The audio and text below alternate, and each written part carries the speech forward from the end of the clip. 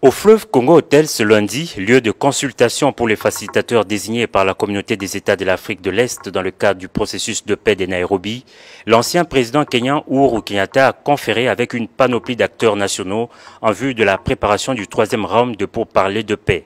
Avec le bureau de l'Assemblée nationale conduit par son président, les échanges étaient conviviaux.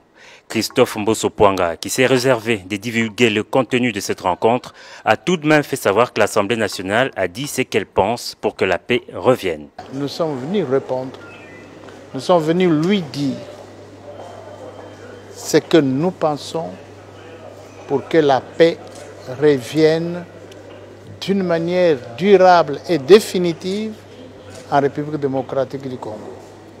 Le Sénat, pour sa part, a fait un plaidoyer pour la mise en œuvre du processus de paix de Luanda et de Nairobi pour parvenir à une paix durable. Nous, au niveau du Sénat, comme vous le savez, nous avons fait preuve de sagesse et nous avons demandé à ce que le processus de Luanda, tout comme celui de Nairobi, soit mis en œuvre. Parce que les feuilles de route qui ont été élaborées à l'issue des rencontres qui ont eu lieu entre les partis indiquent clairement les pistes qui permettent d'arriver à une paix durable.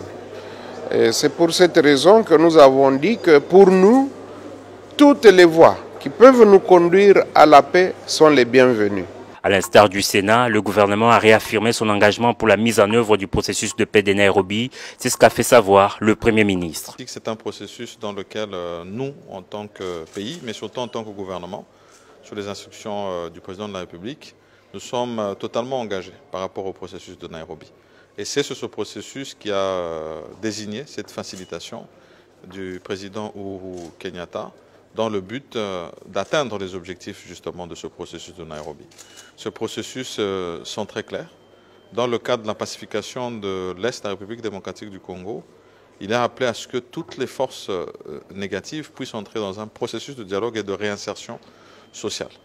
Et nous avons, nous, réaffirmé cette position en demandant à ce que cet engagement pris soit respecté de toutes les forces. Peu avant, le facilitateur avait reçu les membres de la société civile du Sud Kivu qui ont fait une série de recommandations, parmi lesquelles la création d'un tribunal spécial pour la RDC. Les consultations sont poursuivies tard dans la soirée avec les chefs des missions diplomatiques, les représentants des 5 pays membres du Conseil de sécurité des Nations Unies et d'autres forces vives de la nation.